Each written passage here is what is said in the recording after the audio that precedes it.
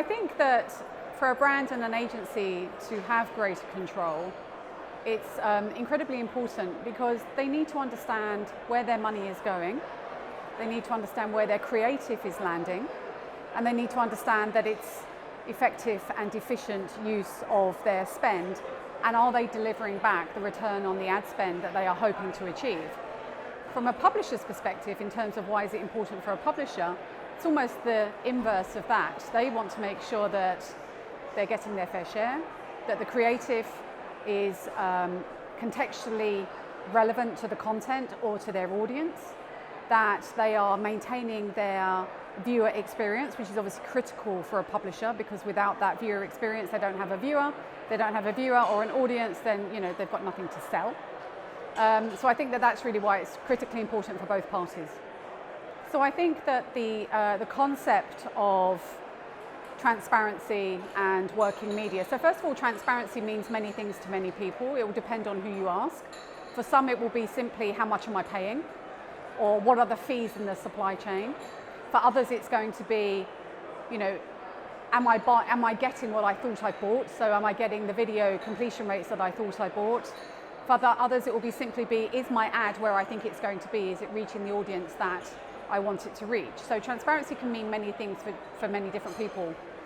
And part of the role of the programmatic, if you choose a good partner from a programmatic perspective, they will understand what that means to that buyer, to that brand, to that agency, and ensure that they work to deliver against that, and then provide the reporting to prove, I guess, that what the buyer or the agency think they bought is actually what we are delivering for them. So that's really important.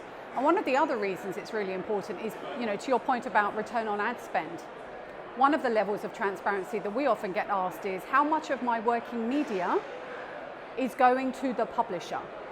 So brands and agencies are very cognizant that the more money that goes to a publisher, then obviously the more they can invest in great content, the better that is as an advertising experience, the more engaged the viewer is. So making sure that their working media, as much of that as possible, gets to the publisher is critically important. And again, transparency and reporting is a great way of proving that. So I think that there's a difference between strategy and tactic. So SPO, supply path optimization, and actually DPO, so demand path optimization, which is what a publisher or a streamer or a broadcaster will be worried about. That's really, a lot of that started with transparency, and then it really became about, okay, who's in my supply chain? Are they adding value? Is it incremental? Are they detracting from the working media that goes to a publisher, for example? So that's really why supply path optimization is really important. And that is a strategy. Another strategy actually is supply side targeting, which is almost an evolution of the supply path optimization work that we've been seeing happening over the past few years. What brands and agencies are starting to understand is the closer you can target to the audience, so the closer to the supply where the audience is, the more effective and efficient that targeting is. Then you get higher working media, then the return on ad spend is greater. So that's something that we are starting to see as a strategy. Curation is probably a tactic that enables you to execute against that strategy. So curation is really simply figuring out what audience do I want to buy, what data do I need to overlay, what environment or publisher do I want this to be in, and then curating that and using platforms such as Pubmatic, because we can enable you to do that at scale across multiple publishers, because one-to-one, sometimes you don't always get the scale that you need. So curation also gives you scale in a premium environment. That is a tactic for executing against supply path optimization and supply side targeting. So if I think about broadcast, CTV, AVOD specifically in this environment, bringing incremental demand is actually a fundamental role that partners such as Pubmatic can deliver to the broadcaster and also to the buyer in the agency. Traditionally, telly has been traded via the holdcos on an upfront model using a share split, if you like. What we are able to do is we have relationships, obviously with the holdcos, but that's usually done and dusted, really.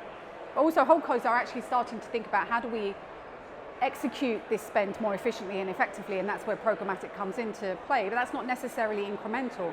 What's incremental is our ability to go and talk to brands directly, bringing in those direct-to-consumer brands who are digital native and digital first, so they understand how to execute a buy using a programmatic platform. Going out into the regional agencies, so we've just put somebody in Manchester. There's a lot of desire, willingness, money sitting outside of London. I know that's shocking for anybody that doesn't go north of Watford, but actually having somebody on the ground there is bringing incremental money into the ecosystem.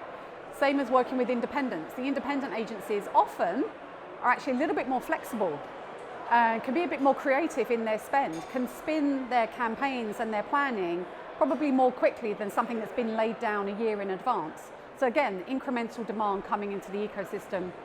And then new emerging buyers like retailers. So using retailer data to again drive spend, maybe shopper marketing spend that hadn't necessarily come into the broadcast CTV ecosystem. That again is bringing incremental demand.